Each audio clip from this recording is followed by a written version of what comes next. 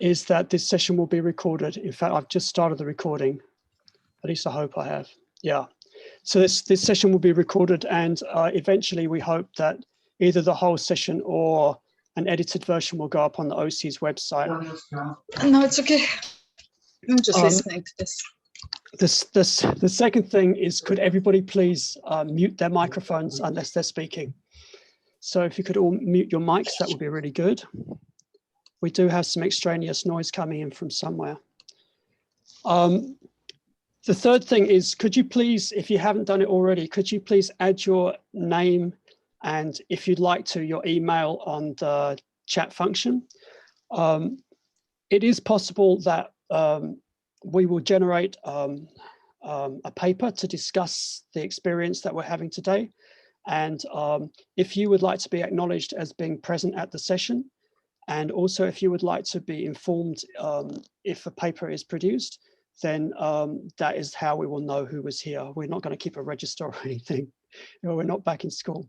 But if you'd like to leave your name and your email on the chat function, then I'll collect that later.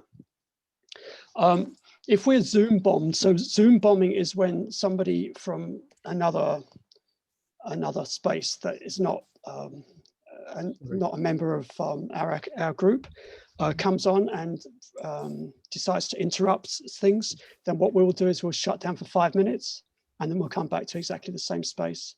I'm working on the assumption that people who Zoom bomb get easily bored. Otherwise, why would they be doing such things? If you have questions or if you want to make comments, please use the chat function. If you want to speak later on in the open section, please do the same. Please go to the chat function and make that clear. And thank you to Penny for handling that aspect of the Tok Stori. Please forgive us old folks for our inability to use technology efficiently. We are doing the best we can with what limited brain cells we have left. We're not digital natives, and we'll try our best. When I say we, I'm referring to Kabini Sanga, who you can see here, Pene, who opened for us, Adrian Ormond, who is a Māori academic from Victoria University of Wellington, who sadly is at a tangi today and is unlikely to be with us, and myself. None of us are spring chickens. And finally, I'd like to thank you all for your presence here and to remember those in those countries that are currently ravaged by the COVID virus, particularly in the Pacific region, those of us who are in Fiji, who are currently under lockdown, which thankfully us in New Zealand, we've experienced it, but we are currently not under lockdown. So thank you all for your presence today.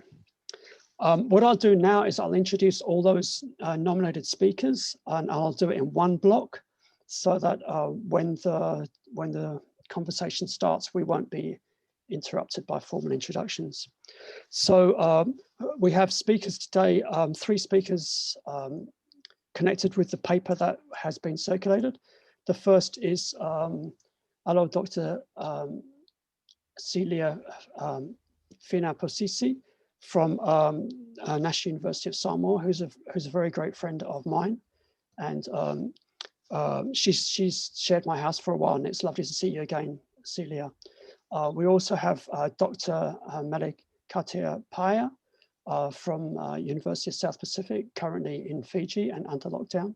And then you have myself, I'm Martyn, I'm from Victoria. And then in terms of respondents, we have 2 other friends.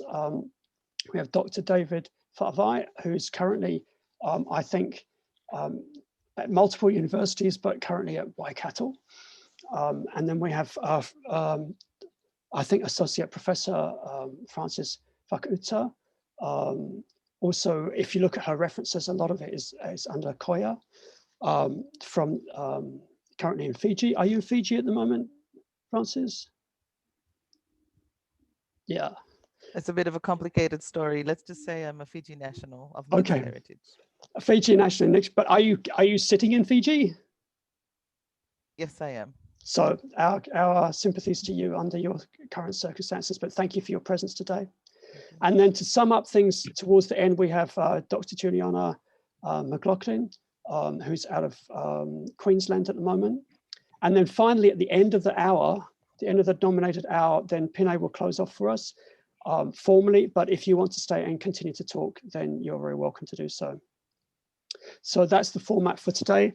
And thank you again for your presence. And now I'll hand over to Silia to open. Silia. Aftai Martyn. Talofa and greetings everyone. When I, Martyn and Mele started the Talanoa, we firstly established a dialogic relational space to ensure aligning our discussions with the protocol of the VUW practice in many Pacific cultures. We were mindful of approaching the relational space from our diverse experiences, background, and context in all our Talanoa sessions.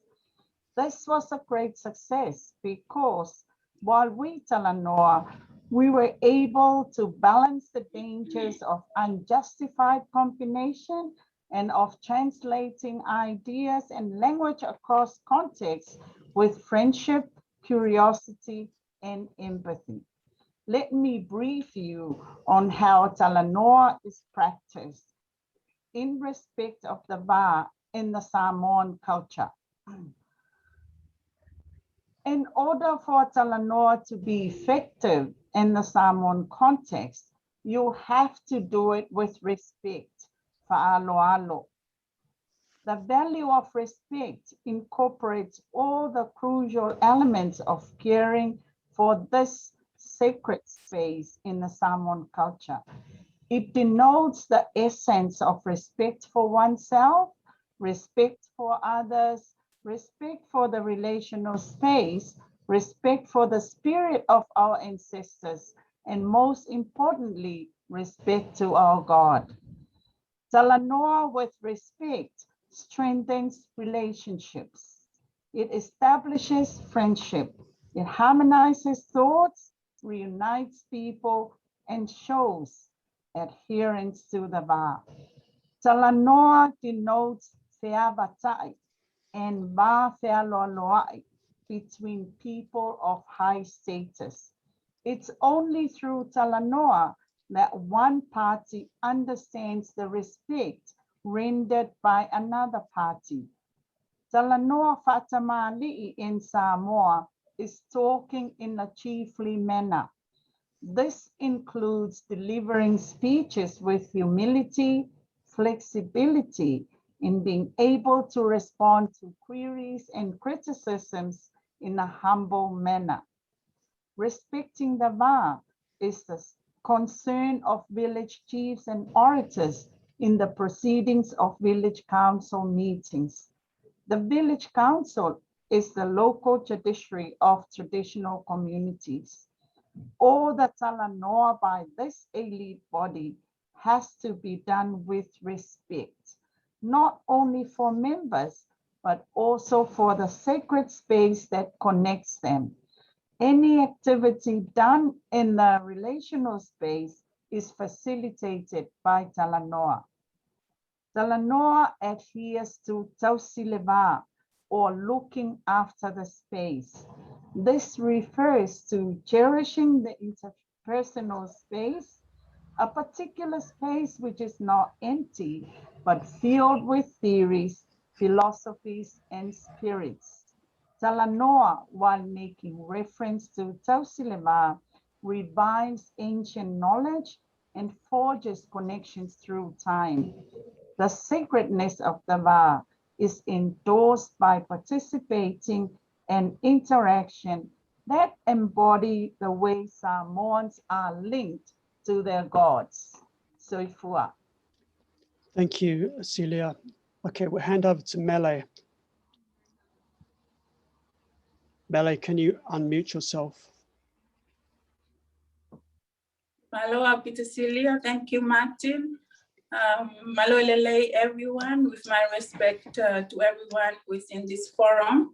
Let me continue from Silia's session by trying here to briefly focus on the important connection between the sacred VUW and Talanoa from a Tongan leadership perspective.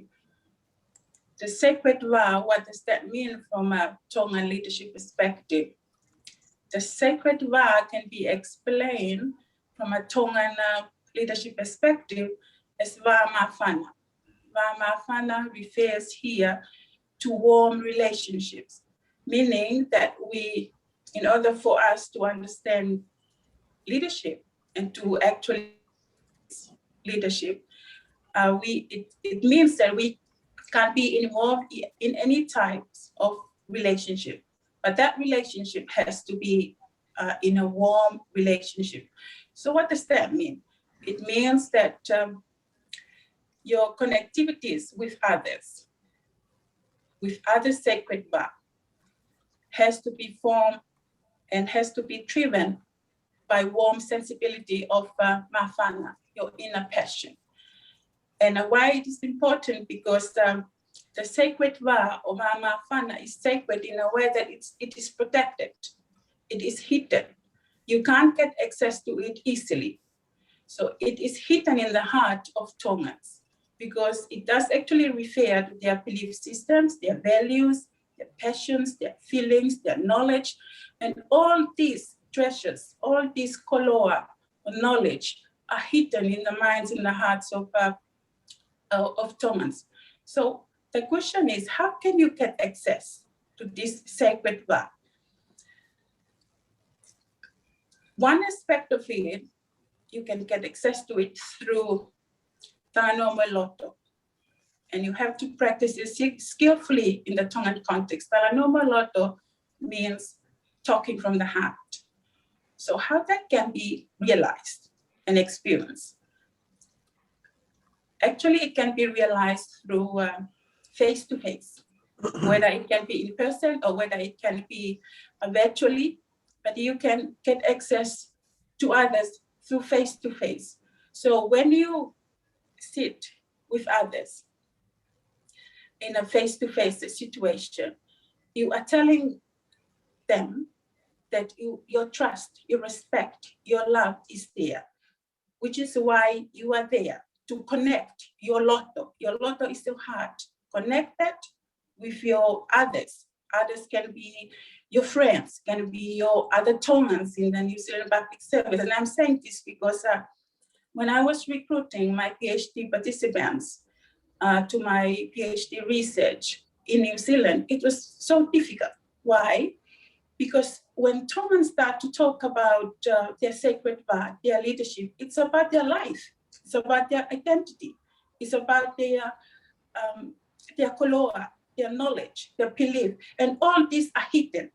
So when you show up your face to greet them, to meet with them, it shows them that you are there with your trust, with your love, with your respect, and that will ease a situation for you to be able to share that hidden sacred VUW.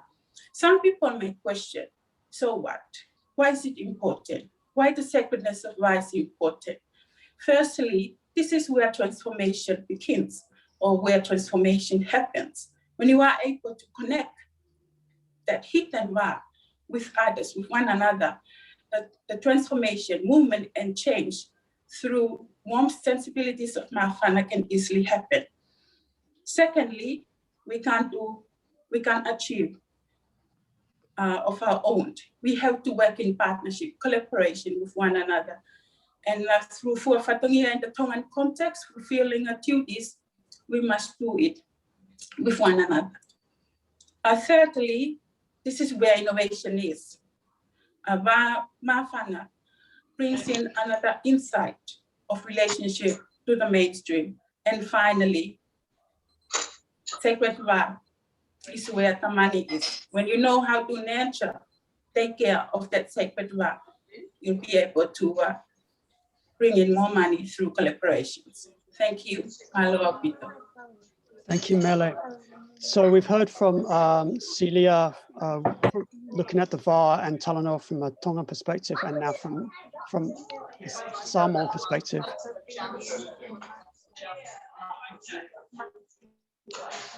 I'm just going to try and mute that noise out.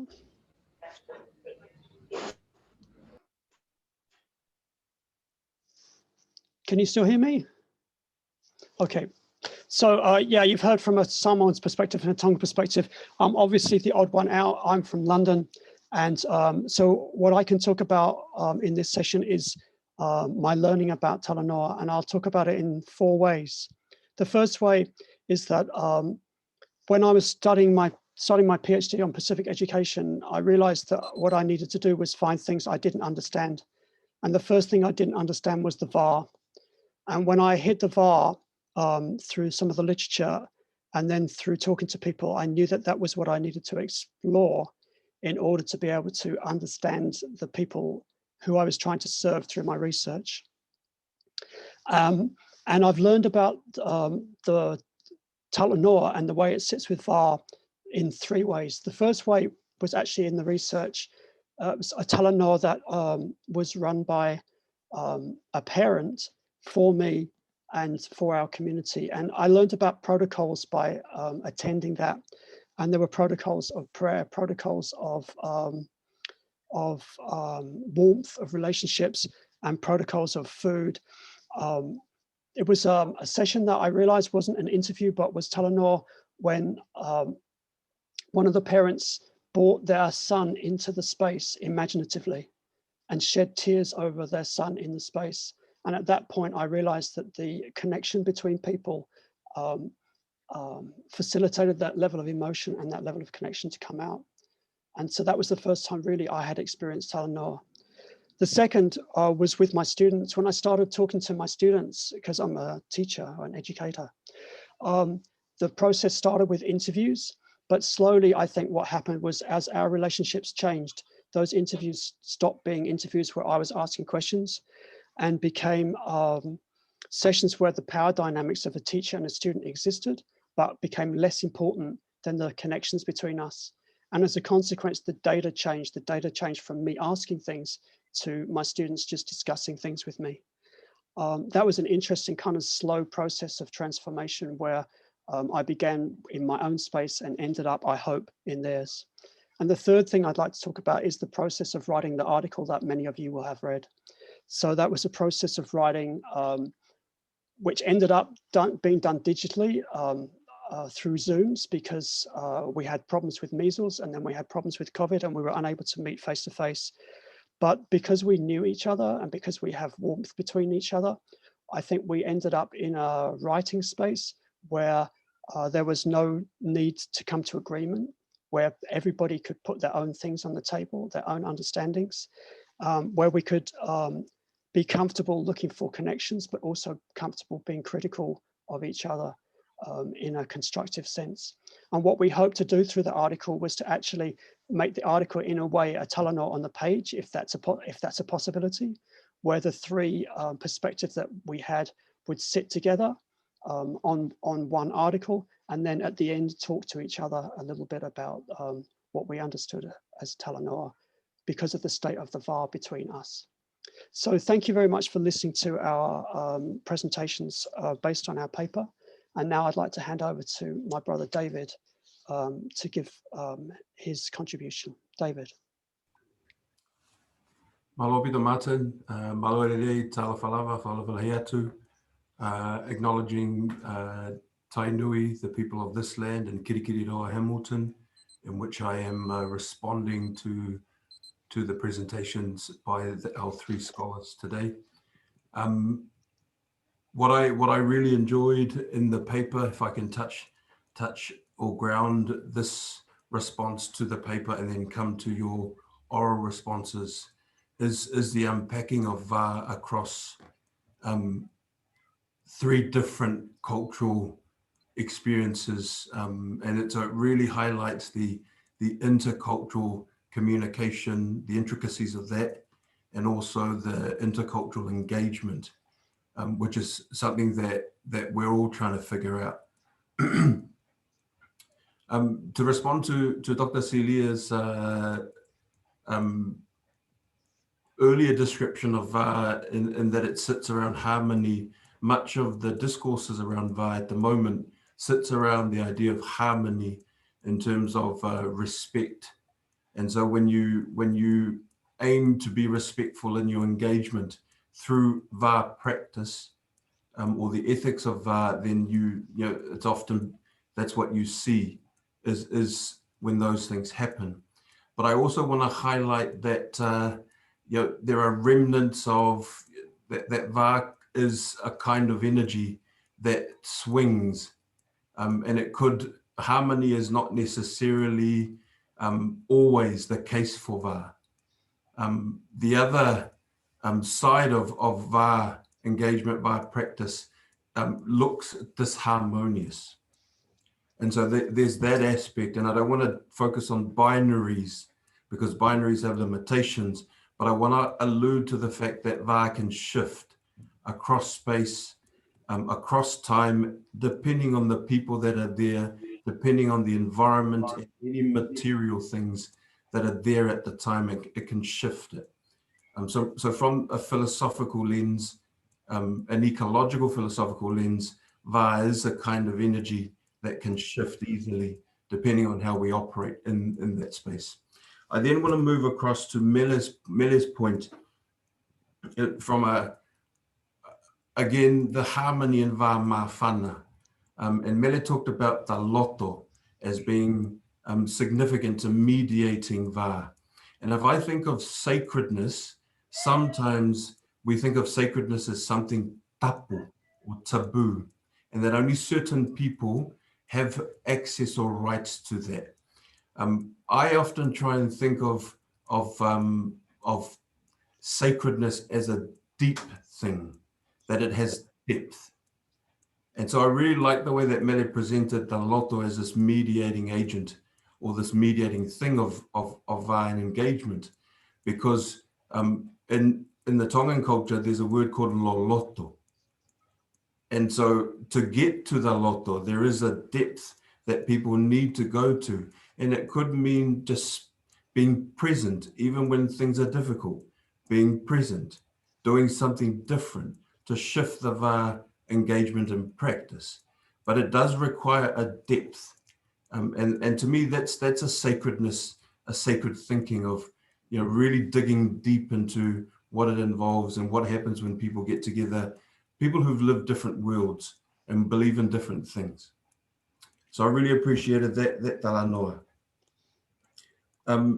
Martyn highlighted a lot of things in terms of, you know, and VA sitting, VA knowledge, VA ethics, which are the three aspects that they highlighted in their article around the caring for the VA in terms of relationality, ethics, and actions.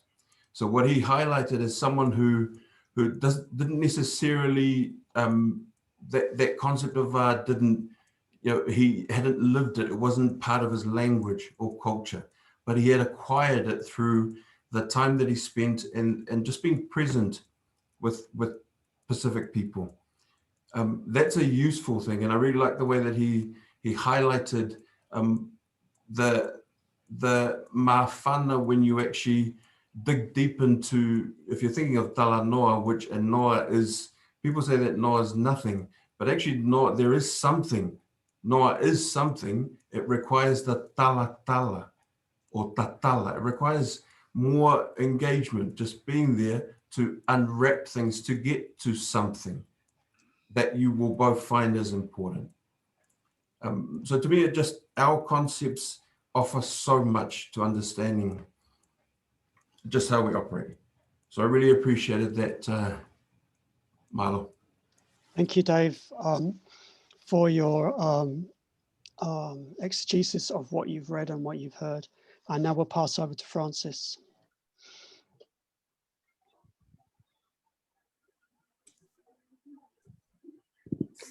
Martyn, I hope you can all hear me. Bolovinaka, Talofalava, Malolele. Thank you so much to the organizers for the invitation to participate in this Tok Stori. As Dave was acknowledging the people of the land on which he sits this morning, I was reminded that this is not something we normally do in Fiji. And I think that given the topic of conversation about Talanoa, that it's only fitting that I pause to offer my respects to the people of OCIES VUW, the original people of the land on which our city is built, a people who are not often acknowledged. I've been interested in relationality via life philosophy and the relational self for a long time. And so I read the joint paper with much appreciation. Thank you for the insight into your lived experiences, the thought-provoking reflections, and the critique. The paper deeply resonated with me on many levels, and I also appreciate the summaries this morning. In my short response, I want to draw particularly on Mele's statement about the transformative aspect of enacting and embodying the VA. And Malo, Dave, for your succinct unpacking of both the paper and the discussion, and for bringing your own deep, soulful insight to the Talanoa. But I want to digress a little bit. Even as I found myself engaging in the scholarly critique, I couldn't help but think about the increasingly urban, contemporary, globalized, and digital spaces of our times. So I'm curious then, in my own journey of reading and reflecting and looking at the discourse around VA and relationality and what the relational selves we are developing. So I'm curious then, what does culture mean to the next generation? What does VA look like for them? And by them, I mean the 20-something-year-olds. When our generation, I mean of digital immigrants, when we speak of the VA, we think about our ideas, our beliefs about sacred spaces, of the mana and tapu interwoven into our understandings of what respectful relationships look like. But I want to know how these play out in the digital space where our young people attempt to mediate the VA as they unconsciously develop neo-cultural identities and new ways of being on social media. And even though these e-identities, if that's what we want to call them, exist in cyberspaces that many of us don't see as real spaces, they are also governed by the same rules of space as defined by Wendt. When he states, not space that separates, but space that relates, that holds separate entities and things together, which connects and gives meaning to things. So their e-identities and cyber relationships are just as real as our relationships in real time. In real time, we all know it is the cultural community that transmits, reinforces, strengthens the relational self. But today, the pressure of the cyber cultural community has an undeniable influence on their daily lives. And it's an impervious space, a space that those of our generation do not and cannot engage in. Well, not in the same way that the younger generations do so naturally. And so to be aware of these new ways of being amongst the digital natives, I think it means to also acknowledge that their new e-identities, the netiquette rules, their ways of being, belonging, of doing, of knowing and learning in these unknown e-communities exists in a complex e-culture that many of us know very little about. So my questions then that I would like to present as part of my response is, does this digitization threaten the VA, relationality, and the inherent spirituality that underpins our connectedness? What roles do we expect the home, the church, the community, the school to begin to play? Should we be thinking more about interventions such as community service programs, internships, cultural exchanges, and festivals, for example, that bring urban youth together to learn and practice in real times those aspects of culture and relationality that we believe lie at the heart of what it means to be who we are? Should perhaps we be rethinking the Leadership Pacific movement, which Kabini had spearheaded more than 10 years ago? Should we be focusing on youth mentorship and leadership programs so that we might grow the next generation of influencers, perhaps young people who might purposefully harness cyberspaces via Facebook, TikTok, YouTube, Instagram, and these other emerging platforms where VA exists in very different ways? And so my short provocation, I suppose, is based on my own concern that without concerted efforts in education and research and our broader sustainability work, there may be a potential risk that future conversations about the VA might not be like this one, may not be grounded in the lived experience. I fear that there might be a risk it could become an intellectualized exercise by relational thinkers who speak merely to an ideal, We might not be able to stop technological advancements, but I do think we can harness digital platforms in ways that allow the next generation to maintain the integrity of our collective and individual, spiritual and ecological relational selves. I'm very grateful for this space and this conversation, and really excited to see how the discourse evolves in this Talanoa and beyond. Thank you so much. Thank you, Francis. I'd like to just respond very briefly to some of Francis's provocation.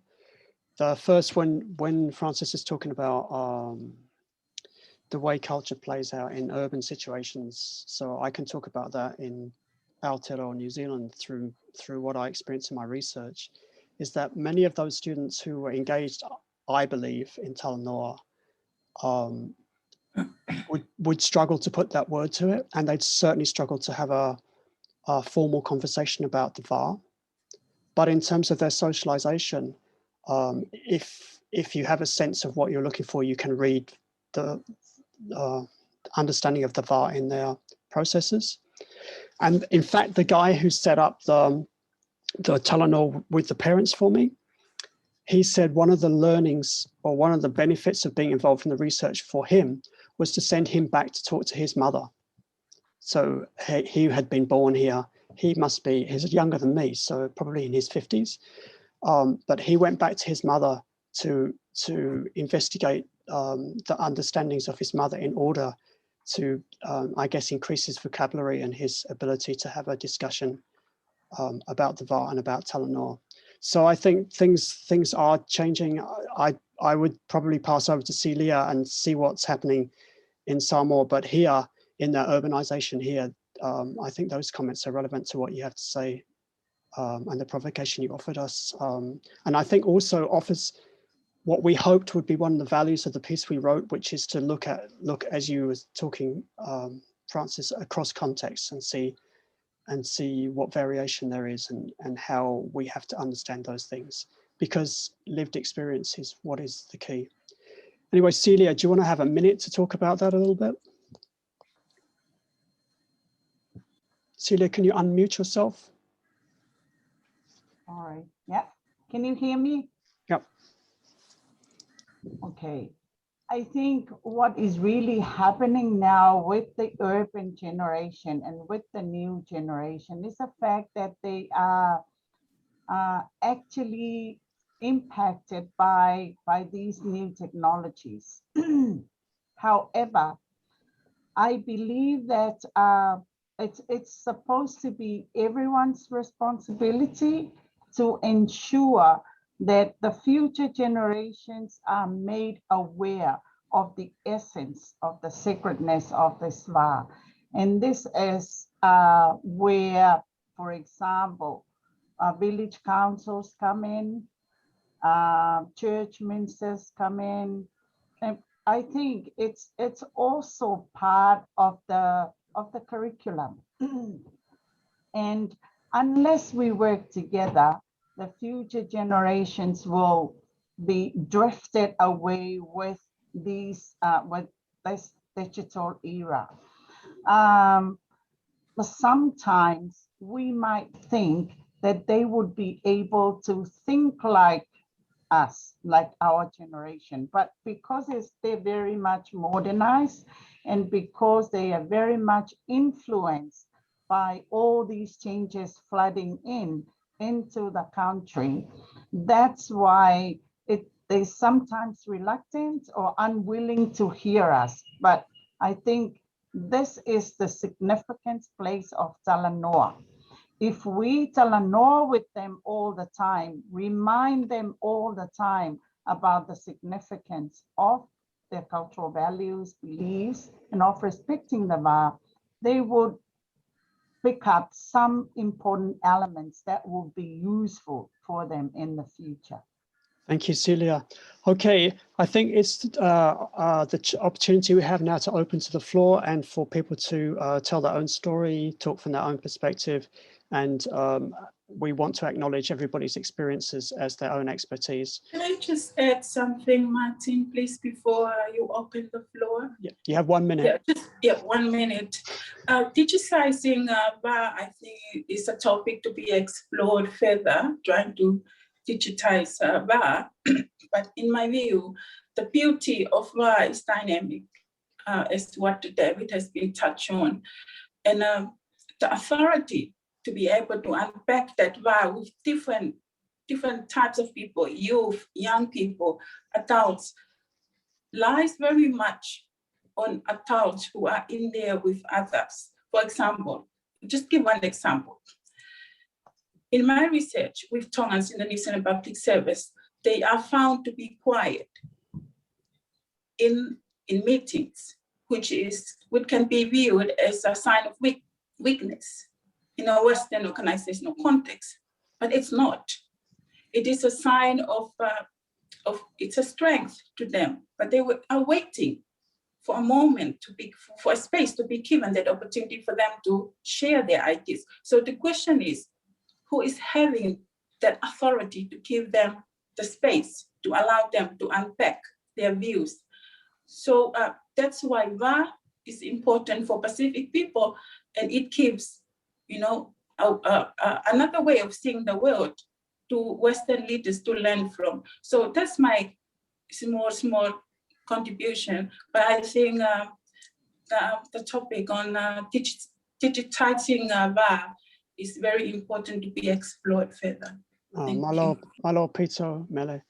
Okay, so I haven't got any questions showing up on the chat function, but I'm sure there are people who would like to just join in the conversation. So yeah, who's that? That's Sasha. Sasha, go for it. Hi there. Thank you all very much. That was really interesting. Great to hear all your views.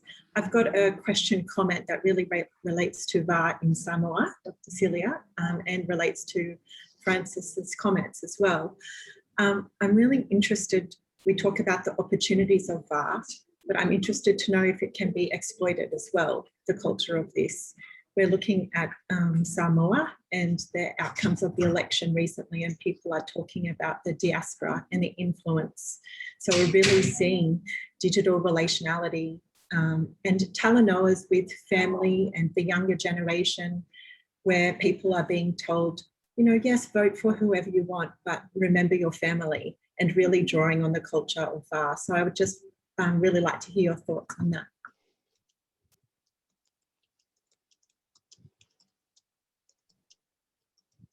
Hi. Well, honestly, it can be exploited. The fact that these young children are exposed to all these means of technology. I mean, they are exposed to technology nowadays. And sometimes we really don't have any choice but allow them to explore the technology. But we need to control them to ensure that they are only using it wisely, and they are not using it to invite more problems. I think the families in Samoa are very intact, especially in rural communities. The fact that we live in knitted groups, and life in the communities is very communal. Everybody else share this space. And if you have grown up in this space, you understand what it means for you, for your other siblings, for your relatives, for your friends, and for everybody else. The problem is when these children come to town, then they are actually influenced with this kind of digital flavoring kind of thing. But when you talk about the fact that we were talking about relationality, and that is something which is coined and standardized in the minds of those young ones who have grown up in traditional communities. So they might have a bit of restrictions there, and they should be able to sustain the traditional knowledge in order for them to minimize these problems flowing into the country. I'm hoping I'm answering your question. Yeah, I was also interested in how VUW itself, the culture of VUW, can be exploited by people, you know, the relationality in Talanoas as well. If you see that in terms of, I was thinking about the outcomes of the election now in Samoa, where people are saying the diaspora has really heavily influenced this outcome. Well, I'm sorry to say that I cannot, I'm a bit reluctant to comment on political issues now. The fact that it's heating up, and people are torn into supporting one party or the other, even the academics. And of course, the relational space is actually exploited with all these messages throwing in and out regarding politics. So that's why I'm reluctant to go that path. But I think my experience is actually based in the traditional communities and the activities which traditional people engage in and participate in.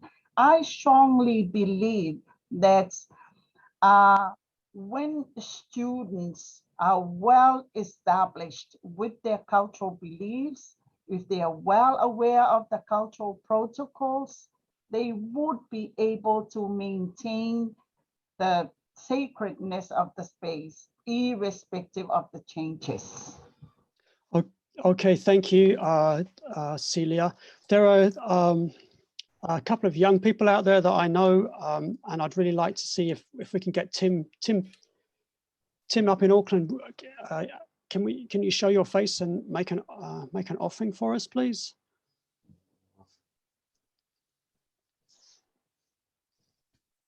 Oh, he's just, yeah, I can't get him. Tim, are you there? Okay, and the other person I was hoping would contribute is actually in a car, which is Meliana. So, yeah. So is there, who else would like to participate? I have a question. This is Rima. Go ahead.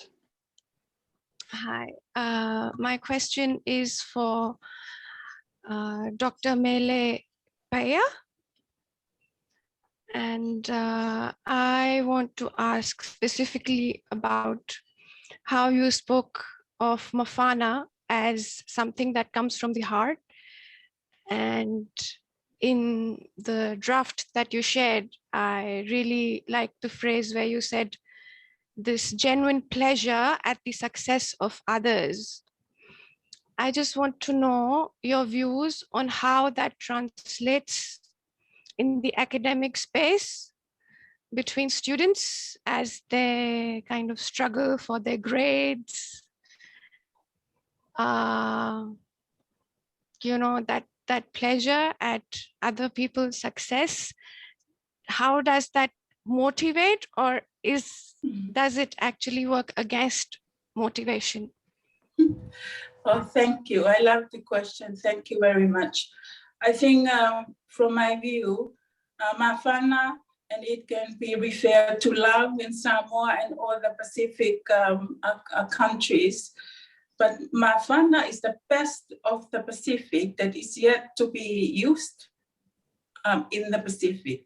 And I think that's why a lot of scholars and academics from the Pacific have been fighting to decolonize the way we understand things in the learning context, because our minds have been fixed by how we are supposed to be learning.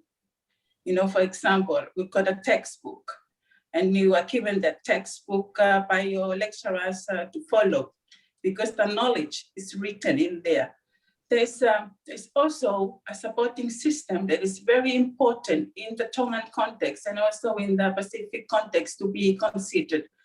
And it is the, I don't know what can I say about it, but it is the support system that is more familial and it's more communal in the Pacific context. What does that mean?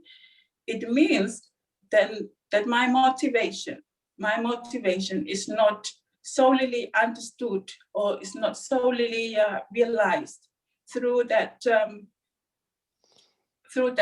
lecturing notes, but it can be unpacked through interactions in a way that the lecturer must understand the students and the way they do things. I'll give you an example. Here in Fiji, we are running what we call PEC 19, Pacific 3 Voluntary Learning Support System. And the idea is to give a space for people who really need support in maths, but they don't have any space to go to. So we started that one last year, and I'm telling you, we were so surprised. We were surprised with the number of students who came. Why they came, according to our exchanges with students, because they love the environment, because they love the way maths is being explained to them. In that environment, we always start with a prayer, and then we close with a prayer. And then after the prayer, we say a statement to students that they are not coming just to get what we are offering them, but they are coming on behalf of their parents. So that's how you talk to students from a Mafana perspective. You are trying to connect with students' lotto hard. In that way, it motivates them to come. When they hear the person who is teaching the maths and understand it's that way, it allows them, gives them opportunity to come back. To come back. So to me, the environment has to be full of that warm sensibilities. When you direct students to do this and that and that, and don't give them any support, I'm telling you, Pacific students won't be able to connect. And when they don't connect, they won't be happy. They won't be happy to participate, to do their work. But when they get connected with their lecturers, with their tutors, with their friends, with their colleagues, I'm telling you, they will be more than happy to do their works on their own or to call on their friends to help them. So I think I'm trying here to give you an example on how Mafana can help. So Mafana to me is the driver of all motivation, of all hard working and determination that we grew up with in the Tongan, and it also applies in the wider Pacific context. Hope that I am giving you something to answer your question. Thank you, Mele, for that question, and thank you for the answer. Yeah. So Martyn, you have a couple of questions through the chat there from Sita, Sister Anna, and who was the other one? Hyun Kim. Do we have time to quickly answer those? Yeah, can you read them to me? I can't see them. The draft version of the article, how do they use it as a reference? I don't know. Can anybody answer that? Kabini, can you answer that for us?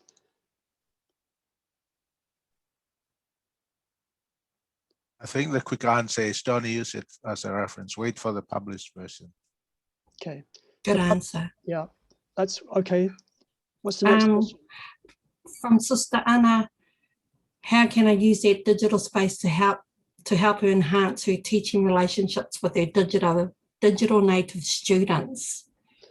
Okay, so listening to those responses, Dr. Anna, has that helped you? Yeah.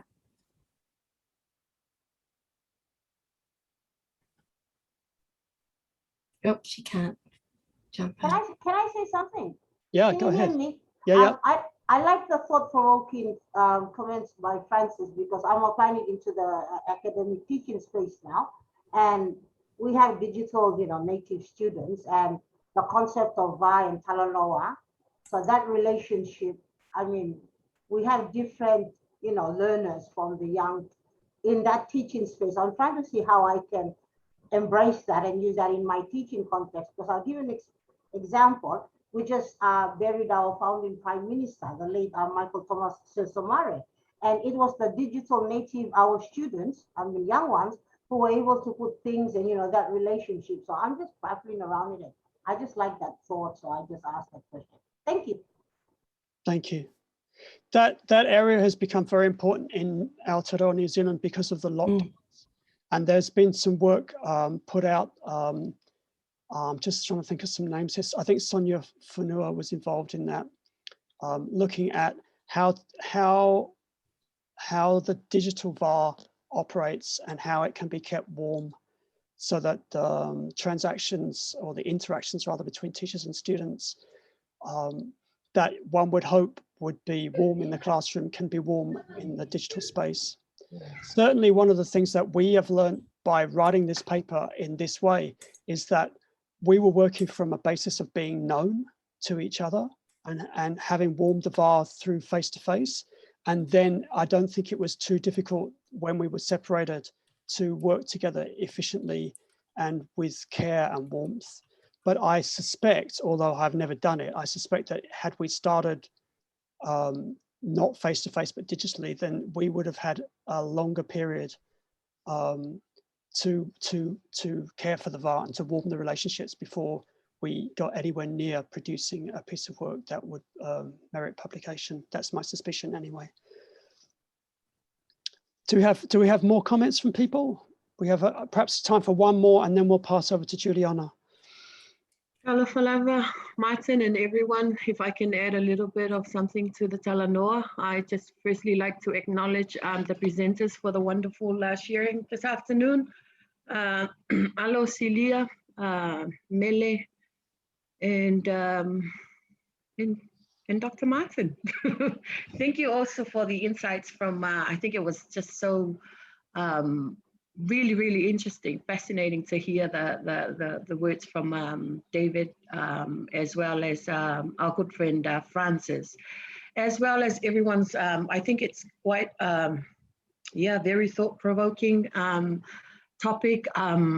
Talanoa is, of course, and respectful relations, of course, is integral to my philosophy of teaching, and I'm actually using it at this time. Well, what I'm saying is I'm in quarantine here in Samoa. It's been 2 weeks. We were hoping to go out today, but then we were told we've got 1 more week. So hopefully I'll get to see Silia, alo Silia soon. I was very fortunate to get on the flight to come home because, I've been wanting to, my mom hasn't been so well, and plus it's long overdue that I've always wanted to come back. So again, it brings, I think it's also important to this Talanoa, because I know with our cultural relationships and all that, I think it's all about Talanoing face-to-face is very core to the Fa'a Samoa. Silia really clarified well on the different relational spaces in the Fa'a Samoa. I wanted to respond and add a bit more to what Sasha asked about this election and how, because I am also finding it so challenging at this time. The fact that, yes, and it's true, because a lot of these, I think it really has so much impact on the results of elections in Samoa, in the sense that we've seen a lot of these keyboard warriors that we refer to, people who are not, and it's really, really negatively impacting on the VUW. Technology is good. We really appreciate technology because of, especially when we're not there with our families, and even it helps with this space of doing our sharing and deliberations on educational ideas and that, but it can be so bad also in the sense that, you know, it can really divide up communities and people, and it has so much impact on the culture, because you have these people who are hiding behind fake identities, and you have people who are, we don't know, you know, they have no respect at all with the VA Whealoai, the VA Whetausiai, because they're just, you know, putting in comments from outside of Samoa, and saying a lot of negative things about, you know, and that has really brought negative impact, and I guess have brought about division, you know, amongst people. And there's also that disrespectfulness between the young ones and the matais, and, you know, people who are in higher authority. So that was what I wanted to comment on. And I think one way of also, I guess we all have a role to play here. You know, you as a mother, as a parent, as an educator, as a researcher, I think we all have a role to play in terms of, I'm talking specifically about this digital space. Because I know in Samoa, there's even villages who have penalized people whom they find causing trouble, and, you know, cyberbullying and all that on you know, using this, if we refer to this digital space. So there's punishments, and which is really good, because it helps discipline people who are abusing this. And also in some schools, even in families, there's specific times that we can give to our children, you know, or we can allow our students to go on the internet, because internet is good. But then when we think of this digital space and the VA, especially when we bring into space the culture, then I think it's very, very important to manage that kind of behavior. And that's when we see it being so negative. But I really appreciate all the Talanoa. I think there's a lot of questions that even what Dr. Francis brought up, I think it really resonates well with me also at different layers, you know, and I appreciate that. That's all my fifth. Thank you. If you just, if people are interested in some of the stuff that's been written on the subject of the digital VAR, you've got Inari and Jacoba Matapo's piece. It's sitting there in the chat, and Dave's put up one of the pieces. Francis has written several pieces on the digital VAR, and Dave's put up a link to one of those. So if you want to access those, that's an easy way to do it. So now we're going to hand over to Dr. Julie to sum things up. Then we'll hand over to Pine to formally close the session, and then we can carry on with our Talanoa if you wish to stay. So Julie. Thank you, Martyn. And before I say a few words, I'd like to acknowledge the country on which I'm speaking from. And I'd like to acknowledge the traditional custodians of the place. And these are the Yagara and Turrbal peoples of the south and north side of Brisbane, on which I live and work and play, of course. I acknowledge that these have always been places of teaching, learning, research, and wisdom. I would like to also thank the authors of this insightful article, even though it's still in its draft, to invite me as the, what did they call me? A meaning maker. I've never been a meaning maker before, so in the next 2 minutes, it will be my quickest attempt to make meaning of a very insightful and brilliant academic contribution to our conversations as a community of learners. I would like to also acknowledge David and Francis for your insightful comments as well. I think you've summarized the conversations this morning very nicely. I'm saying morning because I'm in Brisbane and it's still just before 11 o'clock.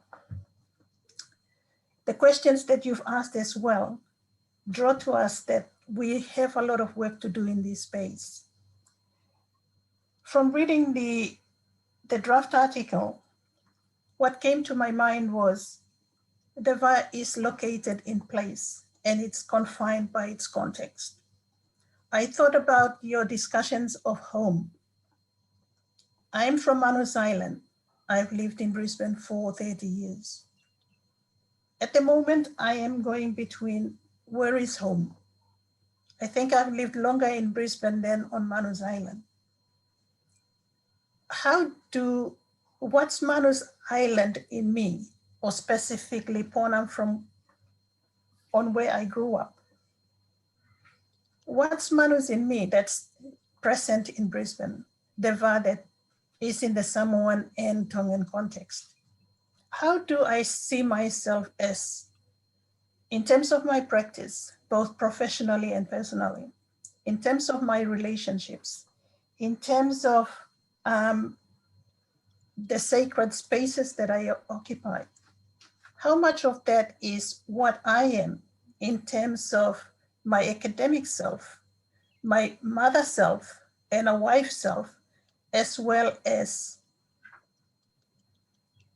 the Manus thing that's so entrenched that you seem to, that I cannot kind of live my life and the spaces that I navigate without taking that with me. So those are the questions that I'd like us to think about. The notion of place and space and how the VUW is entrenched in this space we call home. If I think about the VUW in the Manus sense, what does it really mean? The kinds of relationships that I have with people, the kinds of respect that I need to observe in different occasions, in different ceremonies, in different, even just getting the family together. How do I observe that? Why do I hold that dear to me? I think about the future generations. I think about the Pacific Islanders living in Australia. We're thinking about first generations. In the second generation, what forms their identity? Would they carry the VUW in them? Or is it something else that they have to work hard in terms of coming to know and coming to not so much making sense of it, but using that as their central point of existence, to a point where they can only relate to themselves, to their colleagues and mates, but at the same time find themselves and their place in the world through that central thing. I'd like to also think about the diversity within the island context. So within the Samoan and the Tongan context could be slightly different in terms of our relationships with let's say the PNG communities. But at the same time, the minute we take that and we transfer it onto somebody else's place and space, how does then impact on the essence of the VUW? So I'm not sure whether I'm going in a straight line here or going around in circle. I'd like to also take particular note of the positionality that our authors have mentioned. In my life, in my work with Indigenous studies and Indigenous knowledges in Australia, I've come to value the notion of, or the theories of Indigenous standpoint theories, the place where we ask questions. And these questions are not asked out of a vacuum or because we've read that in somebody's book. It is the questions of our own ways of knowledge, or not, sorry, knowing, ways of knowing that we bring into that space of engagement, whether it's in the public service, whether it's in a school meeting, whether it's about talking with our doctoral students. Every time we come to know something, we are kind of channeling it through the VUW. we bring that knowledge into that space. How do we make sense of it? And what are the questions that we draw out as part of that learning engagement? So that is, I was so pleased for you to have mentioned that. And that's something that we continue to think about as researchers and educators. The sacredness of space is also something very useful for us. We think about the silences, and they can say, well, they don't say a lot, because under that silence, a lot of stuff is happening. You are making a lot of critical observations on the situations and the way people talk. The ability of the islanders, and as my Indigenous colleagues continue to tell me, you read beyond and above what is being discussed. You see the truth, you see the person as they are, instead of the noises they make. I would like to conclude my contribution to our conversations by basically thinking about ourselves as educators and researchers. Frances and David have already commented on this, so I won't take any more of our time. But the challenge for us to be able to move beyond the colonial imagination, the colonial constructions of who are Pacific Islanders and what the Pacific is. How do we say that? How do we lay it as it is? Because we are not simply making these observations and contributing to the intellectual spaces from our self-oriented or self-centered agendas. It is about honoring those we are responsible for. And so in that space, some of us find ourselves in that tug of war, as well as from the point of view that, but you don't live on country anymore. You don't live on the island. You live elsewhere. How can you speak for those who are still here? Because the knowledge that you have taken with you is now kind of meshed up with other forms of knowing. So how do we retain that authenticity and still contribute to an evolving, fluid context that, as Francis said, can be beyond our control? When we think about the future generations, the impact of social networking, social media, these are very difficult questions. And how do we, as a team of researchers, not so much control the space, because then we have the those opportunists that will come across to try and make it and turn it into something else.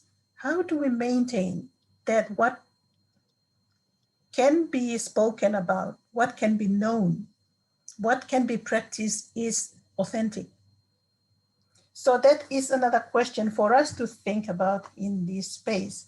But our responsibilities then lies with the future of our Pacific Islanders, their identities in the global space, as well as on the island. They will learn to negotiate. They will need to compromise, but they will need to remain authentic to who they are in terms of their cultures and identities. So the other question is, how do we as educators work with our students in different spaces and not just in those classrooms where they continuously engage with the perception that they are not good enough? So I think I will stop there. Thank you very much, Martyn, Silia and Mele for inviting me. And I certainly hope we can revive. I've just lost Dr. Julie. So thank you, Dr. Julie, if you can hear me. Thank you for summing up. Thank you for everybody for their attendance. As I say, we're just going to close off the formal part and then we can carry on.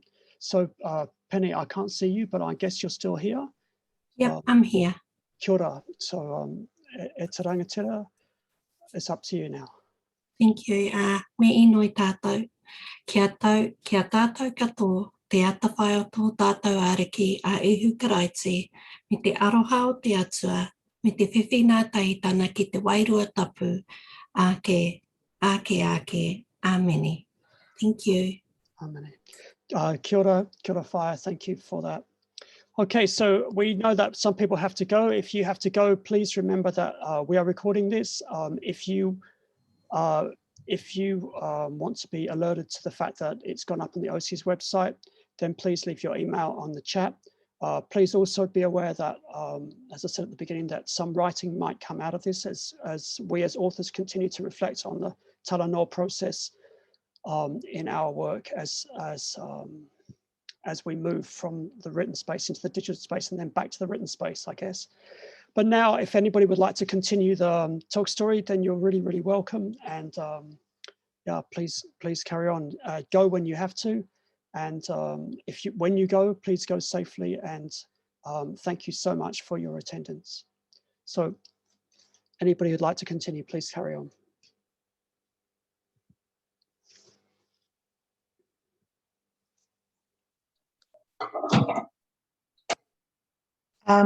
Can I come in, Martyn?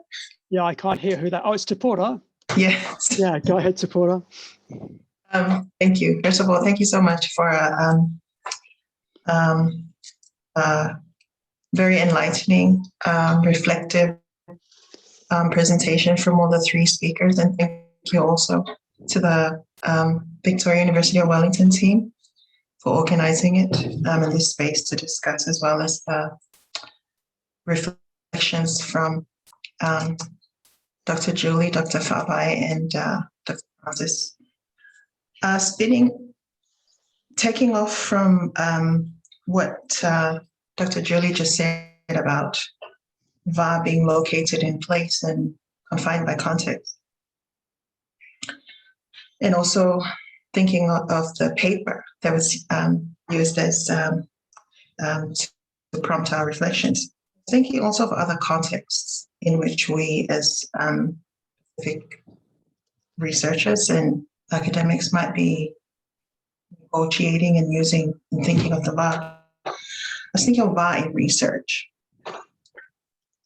in what we do and in our writings and in our dialogue, and how much of it we seem to do naturally in negotiating that space, because, you know, for example, when we write a paper, we refer to all the authors who have come before us, and that is negotiating the VUW in a way. And I was also thinking in terms of power relations, because the question about the elections came up in some way, and I don't want to talk about the elections, but it made me think of power relations, how the VUW is often expressed as a power relation, but also there is space and opportunity for individuals in that space to renegotiate their relationality. But then that relationality and the negotiation of it often requires fluency in the language, either the spoken language or the physical language of etiquette. That fluency in that language is sometimes needed to negotiate. So I was just wondering what others thought of that. Thank you. Thanks, Te Paea. So that's open for comments.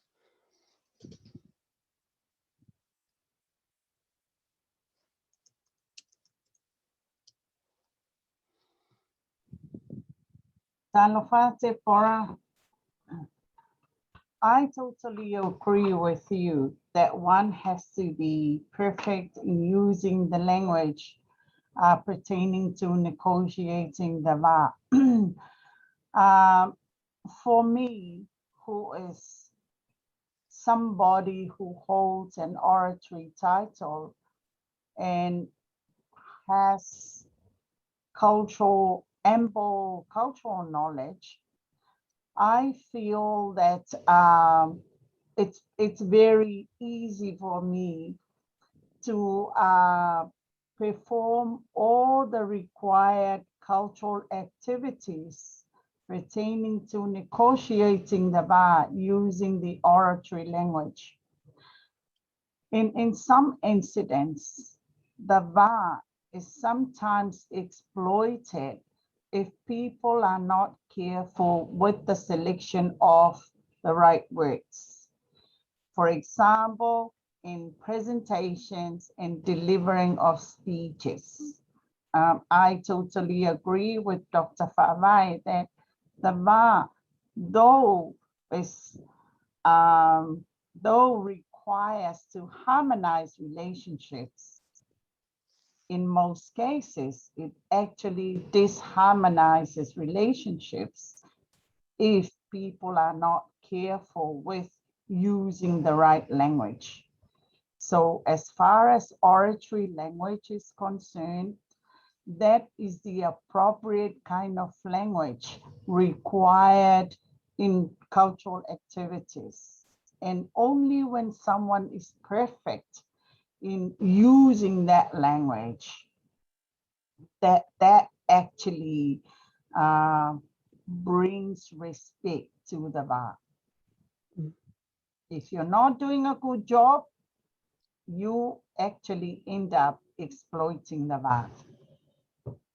Thanks, Silia.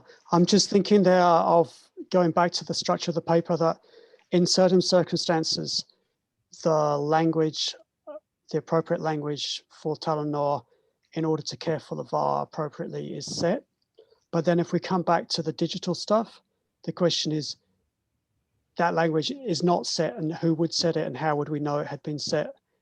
And that's an unanswerable question, I guess, at this stage.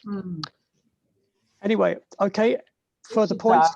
And that actually exploits the use of the language and ends up exploiting the va, exploiting the va. Martyn? Dave, go. I've just got a point. The reason why lately we've just been thinking, and the point that Francis made in terms of engagement moving into the digital space is really for some of us thinking about va, the fluidity of this type of energy as it moves across. And I tend to think of va as a we can question language, and language does have a place, but the embodiment of culture also comes in other forms of meaning making that doesn't necessarily always sit in language. I have a tendency to think of as the shifting thing, that it doesn't just, and Julie made a really good point in terms of the space and the place. And when physical bodies and anything material occupies a particular space, what happens to the va? That flow of va, if you're thinking of va in that way, because most of us and some of the literature talk about va as a socio, sitting within the social, so people to people. But there really hasn't been the unpacking of va in terms of people to non-material things, the spiritual things. And if you think of the digital space, it's a vulnerable space because it moves into something that is not materially tangible. You're in a space and you're unsure. So how do you operate in that space? So we constantly think of va as this confined thing, but va, in actual fact, and Kao Mika, a Māori philosopher, talks about relationality from an ecological perspective, saying that there's already energy in the world. And if we think of va already existing, what happens then when people come into a particular place? And some people, drain a lot of that energy because they bring a lot of the hierarchy and bring all of that, they embody that status. So obviously more of the controlling of the va, if we think of power, would gravitate to some people. that's why I enjoy looking at VUW beyond the people to people, because you appreciate, you know, and our indigenous concepts and knowledges talk about us in relation to the world, the material and non-material, and energy flows. Yeah, to Tepora's question is the power question for me. Our cultures, and I'm going to talk about my Tongan culture, there are intra-complexities within our culture in terms of status and hierarchies.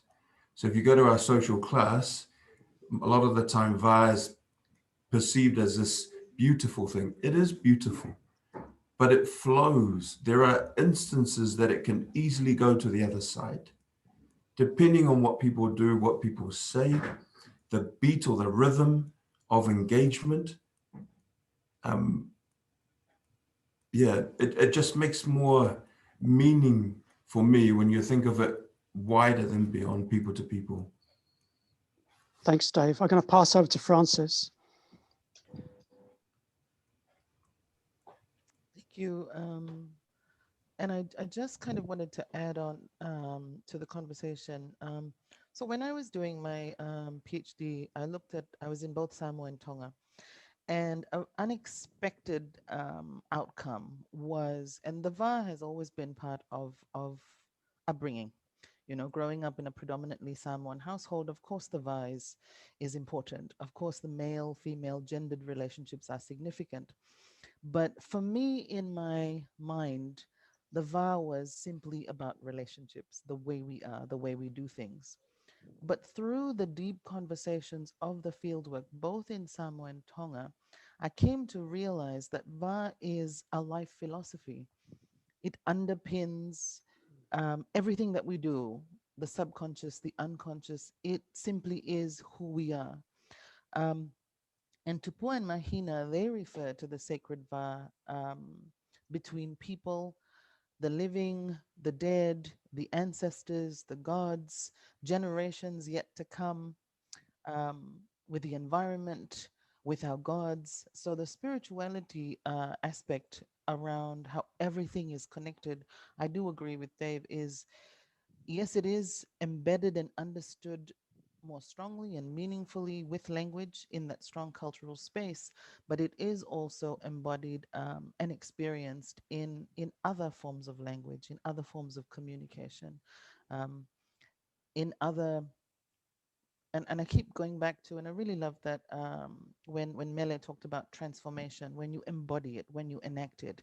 And so for me, the issue about, I guess, the safeguarding conversation about who are we becoming, the silent influences and pressures of globalization, of this neo-cultural space where we have a blending of new ways of being, and it silently creeps up in our lifestyles, from our food to the way that we dress, to the way that we show respect in professional spaces, the way we conduct ourselves in meetings, the way we frame our writing, the way we frame our conversations in new languages, as well as in the digital spaces. And I think, yeah, for me, I'm really quite interested in how the embodiment of the VUW as a life philosophy in Samoa, in Tonga, in Fiji, in other languages, in other spaces, are being transformed within current generations as we attempt to kind of demarcate the cultural self from the professional self to we have these multiple personalities and multiple philosophies and ways of doing.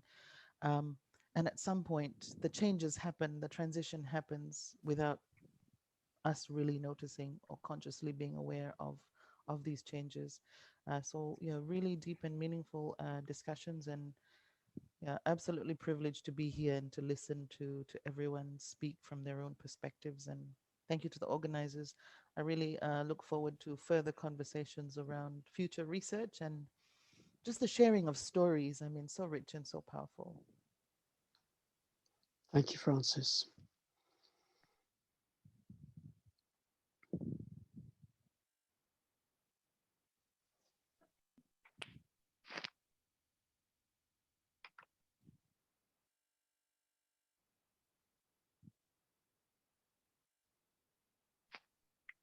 Malo Elele and Martin, it's Lisita here.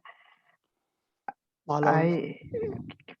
I was quiet for a long time because I'm aware of my VA as still a PhD student in respect to my VA, to you all as already doctors of philosophy.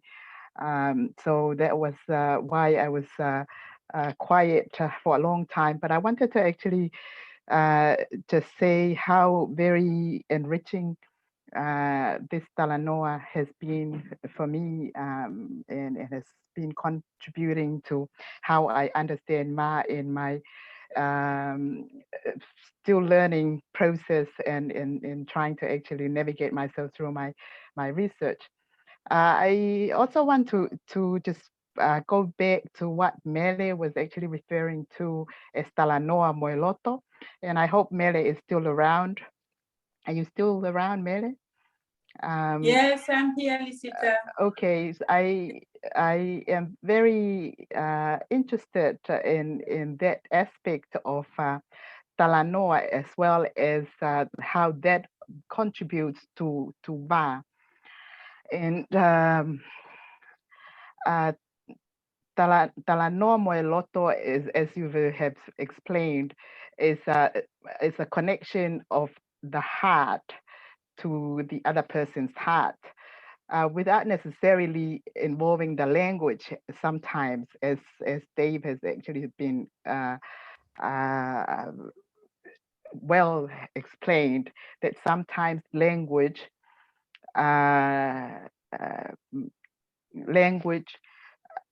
has its place, but I think the spirit from which the language is uttered and is spoken has got also a place in the VA establishing and the VA maintaining between one person and the other, and sometimes it takes only a smile, it takes a bow, it takes sometimes it takes a getting up and join the dance if it is a dancing activity rather than actually standing up and speak. So I think VA, as Dave also extended, not only is a loto meta, a heart meta, but it is also can also be a heart meta, but it is also a in-depth meta. It's something from the depth of the heart that, and it is from the heart that determines which way the VA swings, whether it swings to VA Lele or swings to VA Kobe. And it is the heart. And sometimes we can make mistakes with our language, but the other lotto would be able to detect the spirit from which that mistake came, and they can still forgive you for that linguistic mistake that you have made, because they can feel the spirit from which and from the heart from which the language was spoken. That was just my two penny thought on the matter. Malo Pito. Malo Lisetta, I'm just going to acknowledge Silia. Silia has another meeting, so we release you into your other spaces, Silia. But thank you for your contribution. Alofa to everyone. Sorry, I've got to go, but thank you very much, Martin and our Finau at Vic Uni. Alofa. No worries. Thank you to everyone. Yeah, Lisetta, I'd just like to pick up on that. Just go back to what I was talking about when I first experienced Talanoa and the language of silence and the language of tears. All right. And the language of, I think conjuring is the wrong word, but I can't think of another word, but like conjuring your son into the space imaginatively. Like, so that's another language, the language that transforms this space, which has got physical people into it, into a space that has also brought people, but not in their physical state. And that experience for me was quite revelatory, because I hadn't felt that before. And I didn't really understand it at the time fully, and I don't now, but I understood it a little bit more when we ran a Tok Stori session at OCIES when it was in Wellington. And I was working with one of my Samoan brothers, and then he brought his tears to that session. And that's when I began to realize the significance of, to go back to David's comment, the significance of depth expressed not through oral language, but through another set of responses, which, to pick up what you just said, Lisetta, that communicates to everybody the depth that you are present within, if you recognize it. Yeah, it's interesting and deeply moving. As a teacher, that's the kind of communication that I want to have with my students, not necessarily tears, although sometimes that might be appropriate, but things that have a teaching VUW that engages people at a level where it really matters, rather than a level where they can pass an exam. Yeah, but that language of tears, Martyn, it's something that I'm pretty sure that most Pacific, if not all, people are using or as part of their being. Even I find it very funny. I always laugh, because when I prepare for presentation and I do my whakatapu in Tongan at the beginning, and when I rehearse it in my own privacy, I cry while doing my whakatapu personally. And that actually is indicative of what would happen in the real presentation. I would definitely cry in the actual presentation by just mentioning my whakatapu. And that actually sort of is indicative of my VUW to my land, because that's the language of my land. So every time I start presenting, and I've just finished my data collection, and every time I begin my Talanoa, when I ask one of my participants to actually start with a lotu or prayer, it is always a tearful prayer before we start, and that sets the tone for the rest of our Talanoa. It becomes then Talanoa Ma'afana because of the tone that was set by those tears at the beginning. So, yeah. Yeah, thanks. Because of course the contrast in my upbringing is you give somebody a box of tissues and hope they stop crying quickly. Oh. Okay. Hello. Yeah. So Mele. Malo, Martyn, Malo, Lisita. There's a couple of things I'd like to reflect on, Martyn.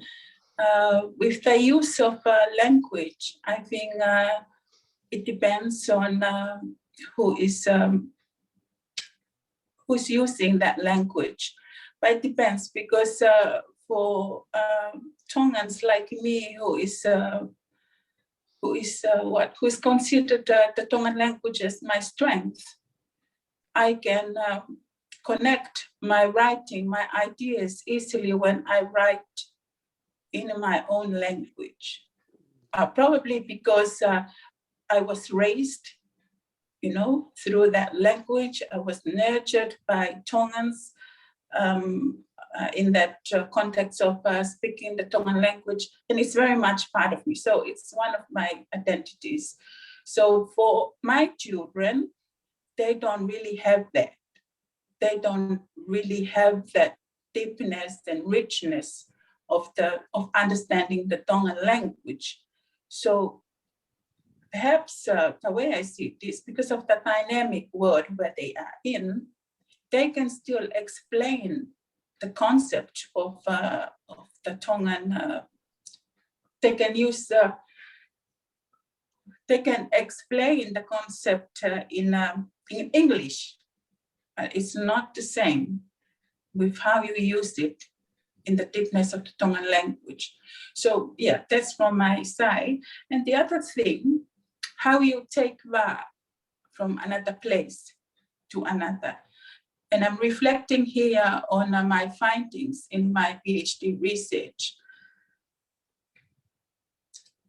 The va is not recognized. That's the reality. In the organizational context, it's not recognized as a performance strength or a performance capability. But because of justice to my own participants, I turn the findings from a more affirmative perspective, not to use the problems that they are facing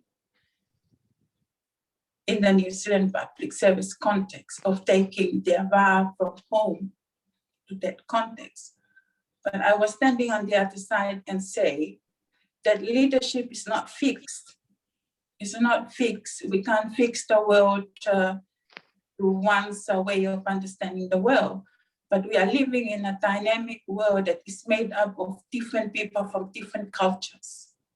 So the argument that I used in that piece, I said that tauhiwa mawhana, or nurturing warm relationship, is another way of leading that New Zealand public service leaders can learn from.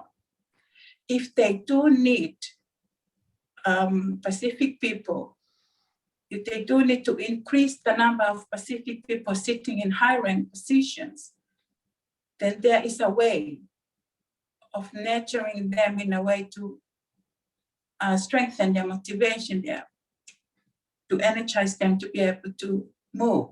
But because we are limited to how we are assessed, I mean, to how our performance is being assessed in the organization, that's why we are not innovative or creative with our own way of understanding leadership in any organizational context. And I'm saying this because I know it's a challenge that for me to take my va from home and apply, but the argument that I used, va is not something that is decided by the organization, but it is something that the people bring with them. So it's about the exchanges of love amongst different people within that particular context that should be recognized, but it's not understood as that. So Dr. Linda Manuatu and Dr. Halahingano Rohorua and Fred Rohorua, we are currently finalizing a paper on making that important connection between Talanoa and Mawhana in that context. And we are hoping that the paper will be sending out for general reviews next month. But all the issues that I have faced with my participants in that context, we were trying to unpack that using Talanoa as a way to understand that strength and that challenges in the New Zealand public service. Just a small add-on to our discussion. Malo, Martyn. Malo, Pito, and Mele.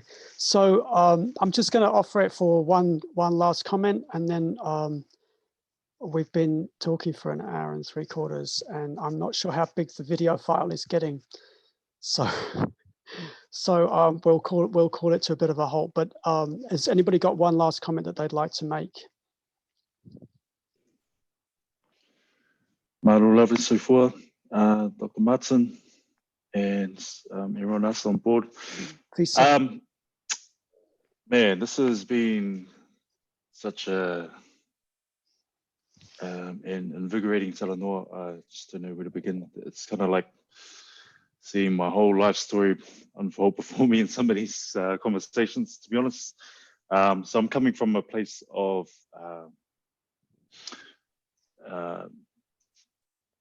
full-blooded Samoan, but periods migrated over from Samoa a couple of years before I was born. So born here in New Zealand, but still very much born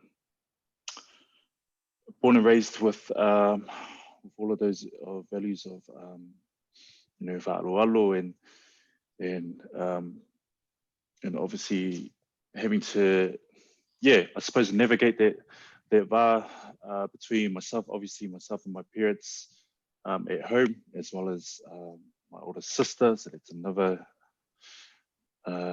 space that I'm still navigating, as well as my younger brother. But also just yeah, that whole conversation around place and space. And I'm still trying to unpack that in my professional space as a staff member at Te Herenga Waka. And obviously it just takes me back to some of the conversations that we used to have, Dr. Martyn, when you would prompt me as you were conducting your research with the boys of Wellington College. And yeah, it's I don't know, it's amazing, but it's scary as well. I just want to especially acknowledge what Francis was saying around you know, what does VUW mean? How are we going to define it for our next generation, especially in this new technology age? I'm pretty scared of what's to come. This whole idea of digitizing the VUW, to be honest, doesn't really sit well with me. It's a foreign concept to me, because when I think of VUW, when I think of relationships, I think of communities, I think face to face. I don't think in this context at all, even visually speaking to you guys like this is weird to me. So I don't know where I'm going with this, but I just really wanted to acknowledge everyone on this webinar and thank you guys from the bottom of my heart.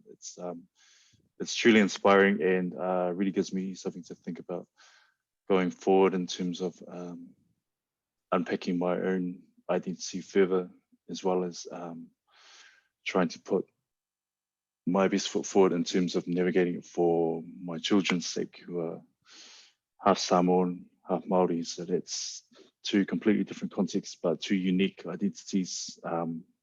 Yeah, as you guys say, very, very complex, but just want to again thank you guys for the opportunity to sit in, and yeah, hope to catch up properly, Martyn, in person sometime soon. Other than that, Whakatainara, everyone, take care. Thanks, Afisa. So there's a certain degree of circularity here that I will end with. Oh, Dave, you want to say something? Go on. A certain degree of circularity I'm going to end with, which is when I first started studying, my supervisor, Cherie Chu, who many of you will know and love, said to me, you have to explain how you think you can do this work. And I thought, I cannot explain that. So I went to Afisa, who I was working with at the time, and I said to him, this is the question I've been asked, and you have to answer it for me because you're part of the community. I can't claim that for myself. And what he said was, and I think this is apposite because it picks up what's been said earlier. He said, you are present.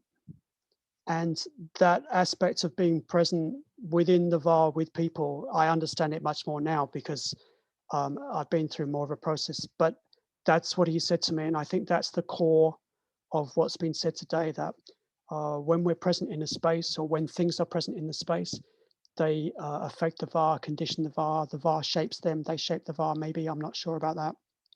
But I'd like to pay homage to Afisa for being the first person to be in my PhD. So thank you for that, my brother.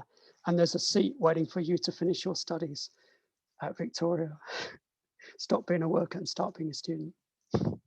So now, thank you so much for hanging on to the end. I'm just going to pass back to Penny, in case she'd like to say something as tangata whenua, just to close off the session.